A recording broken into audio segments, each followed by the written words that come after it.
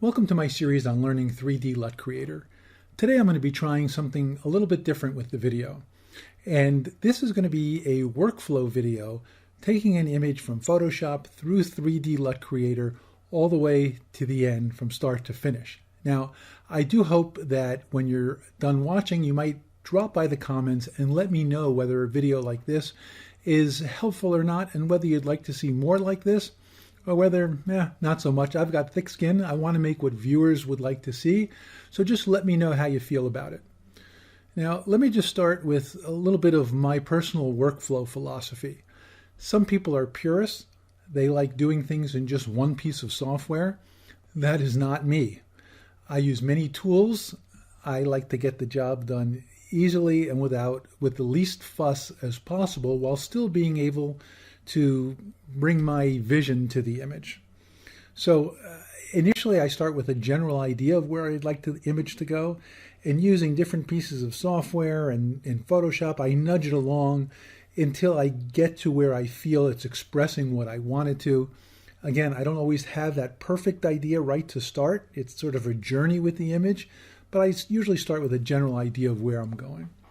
Now, if you find content like this useful, I truly appreciate it if you'd support the channel by subscribing and giving the video a thumbs up. Now, if you'd like to review some of the prior videos as to where we've been with 3D LUT Creator, I'm going to leave a link to the entire series up above. Let's get to the video. In this workflow video, I'm going to demonstrate how I went from this image of a distant rainstorm after nearby clouds opened up to this finished photo. If anyone's interested, the photo was taken in the Palouse. As I've mentioned, I'm by no means a purist, and I use multiple tools to get the job done in the way I find easiest and most straightforward. So you're going to see my personal workflow, and there are certainly multiple other possible ways to achieve the same result. That said, I'm going to share with you my journey with this image from Photoshop to 3D LUT Creator and back to Photoshop, and what I did in Photoshop thereafter, including what plugins I used. And yes, I do use plugins to make the job easier. So this is how the photo looked coming straight from Lightroom into Photoshop. One of the first things I do is to think about what I want to portray with an image. And in this case, I wanted to bring these hills forward and give them the sort of feel and light that one gets as a local storm is clearing, which, as you can see, it was. So these hills have to be brighter and warmer. I also wanted the sky surrounding the area that cleared to look a little more ominous. So my first step was to bring the image from Photoshop into 3D LUT Creator to see if I could get it moving in that direction. Now, my plan wasn't to finish it in 3D LUT Creator. You know, again, I'm not a purist, and I rarely say I'm going to go finish it in one particular piece of software. So it wasn't to finish it in 3D LUT Creator, but it was really to mold the image into a direction and push it in a direction where I could work with it further in Photoshop to get it right where I wanted. So just to show you, I'm going to go to 3D LUT Creator and show you what exactly composed this LUT, but just to show you ahead of time how it came out of 3D LUT Creator. It came out like this. So we made a transition from this to this. This to this. Again, by no means a finished image, but certainly the lighting and the contrast and where the light lands from here to here is moving in the direction that I wanted it to. So now we're in 3D LUT Creator, and let's bring our image into 3D LUT Creator from Photoshop the way it came in from Lightroom. So here we go. And now I'm going to show you how to load a LUT that you've saved from 3D LUT Creator. We're going to go to File, Load Preset, and that will open the folder where you're saving your LUTs that you set in Preferences. And you're going to pick the LUT you want to apply, open it up, and the LUT is now applied, and I'm going to show you the before, after. And now what I'm going to do is turn off each of the tabs. So the LUT is now not applied because each tab is off, and we can go through each one and see what I did. So first, I'd be remiss if I didn't explain the order of operations in which 3D LUT Creator applies your changes. The very first thing it does is apply any changes that you've made to the color temperature of the image. And as you'll recall, that's down here at the bottom of the AB grid. And any changes that we make in this portion of the grid, you'll recall, is applied to the image as a whole. They're not local changes, they're global. So once the color temperature is applied, the next step is it applies whatever changes you've made in the channel mixer. Then it applies whatever changes you've made in the volume tab, then the AB tab, the CL tab, the curves, the 2D curves. That's why, as you can see, well, actually, masks are a little different. We're not going to talk about masks today, but that's why they're in this order, because this is the order in which 3D LUT Creator applies those changes. Now, does that mean that once you make a change here, you can't go back and make a change there? Of course not. You can always make changes, but a good way to start is to start on the left and work your way to the right. And you need not make changes in every tab. Certainly you don't, if you don't need to make any changes in the channel mixer or the volume, you can go right to the AB tab. Doesn't mean you can't go back, but this is just a good order, to think about going in if you know you want to make changes to all the tabs. If not, just go right to the tab that you want to work with. So let's start with the Channels tab. Here we are. Now, the changes that I made in the Channels tab are pretty subtle. I'm going to turn it on and then off. I can see it here on my computer, and I'm hoping it's going to come out in the video, but what's happening is the hills are becoming a little yellower, the sky is becoming a little darker and a little more cyan, and a little more blue instead of cyan. So if we look at this blue point, by pulling the point outwards, we're lengthening the distance from that intermediate cyan color. So by pulling it out, the sky is going to be a little less cyan and a little more blue. By lifting it up, since we're going away from the blues are also going to become a bit darker. Here, I'm pushing the yellows into the greens to add a little bit of yellow to the hills. Now, could I just look at this grid and know that's exactly how I had to do it?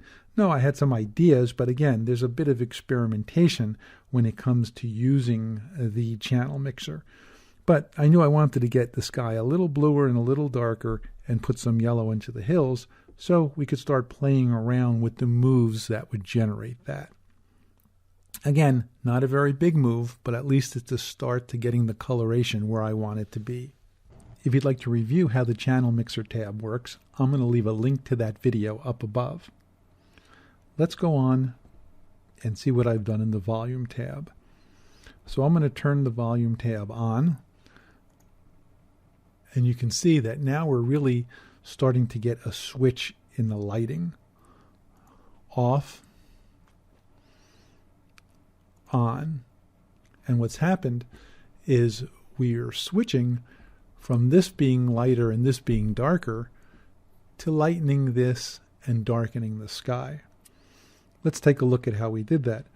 First off, as I usually do, I split the Volume tab into shadows and highlights.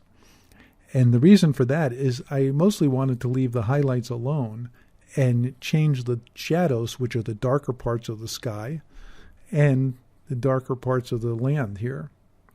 So, remember, in the Volume tab, when we move a point away from a specific color channel, that color channel gets darker. So by moving the point away from the blues, by moving it this direction, the shadow blues, the darker blues in the sky are going to get darker. And when you move a point closer to a specific channel, that channel gets lighter. We're moving towards green. And so the greens here in the hills get lighter. I'll show that again by turning it off. And so by turning it on, we're going to darken the darker blues in the clouds and lighten the hills, the green in the hills a bit. Here we go. And I'm going to leave a link to the volume tab video up above if you'd like to review that. So let's move on to the A/B tab. And I made a couple of very minor adjustments here. And honestly, when I turn it on, I can't really see much change at all. I must have been looking at something. And again, very minimal change. I can see that I increased the overall contrast. Remember, these controls control the whole image. I added a touch of contrast to the image, and I desaturated this blue a tiny bit, and I moved some of this yellow into the greens. But I'll be honest, I did it at the time, and that has essentially no effect on the image. So let's skip over that A/B tab because it is, I could just as well have left it off, and go to the CL. Now you can see there's a bunch of moves I made in the CL. So I'm going to turn that on to show you what the effect was of these moves. And you can see that the effect is really on these greens in the hills. So that's what I wanted to do, was to start adding light and contrast to the green in the hills. So what I did was to take my eyedropper and click on the greens so we could get these slices up to the portion where we're affecting the colors we want. And so the goal here is just to work with these greens.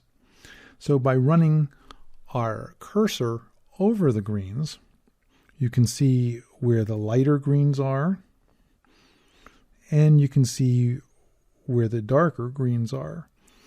So I made a selection over this region, and I moved the lighters up on the grid. And that, of course, will lighten or brighten those greens. And I move them slightly to the right to increase their saturation.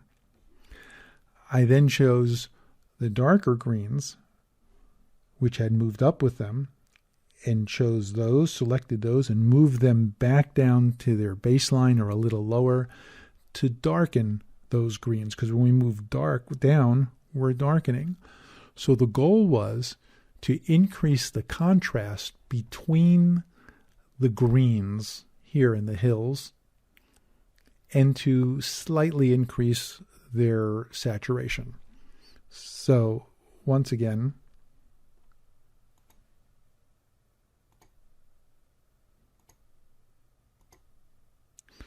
you can see that I've done that. And I'm going to leave a link to the video on using the CL grid up above in case you'd like to review it. So if we now go from the CL grid to curves, you can see by turning on the curves, I actually did very little here in the curves. I just darkened some of the highlights a bit, came down here, clicked to send the LUT over to Photoshop. So let's go back to Photoshop and have a look at our effects. So here we are in Photoshop. And right here is the 3D LUT layer that we exported from the 3D LUT Creator into Photoshop. And I'm going to turn that on. This is the image as we emerged from Lightroom. And then after 3D LUT Creator, we move the image to this. Again, off and on, and you can tell that we've really shifted around the lighting. Now you can see that I'm far from done, and so I am going to show you what I've done with the image in Photoshop. I'm not going to concentrate on each move as much as I did in 3D LUT Creator because the focus of this is 3D LUT Creator, But let me show you, let's work through this and see what I've done. So the next layer is a curves layer, and I tend to work slowly adding and adding and adding and molding the image as I go.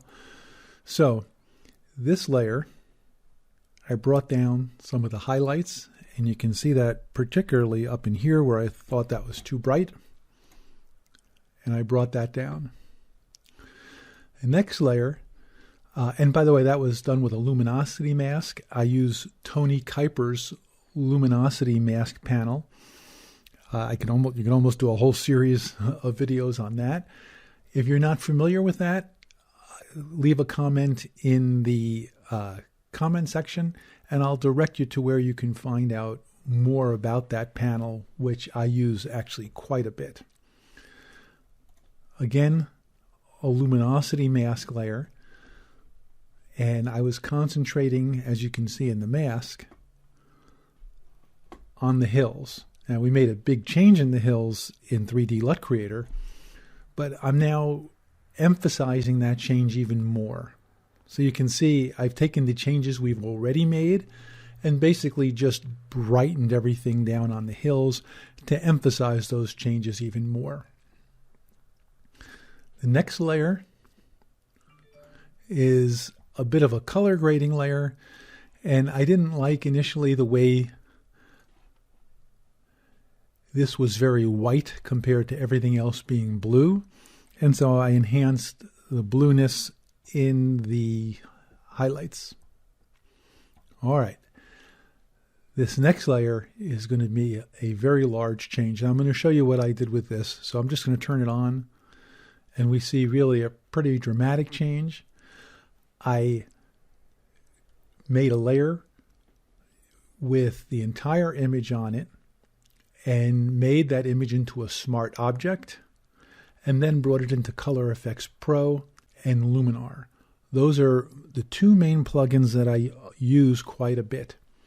So I'm going to start just by quickly going to these plugins and showing you what I did there. Again, fairly rapidly, because the focus of this tutorial is not particularly on the plugins, but about how I started that molding in 3D LUT Creator. So here we are in Luminar, and I can show you the moves I made here.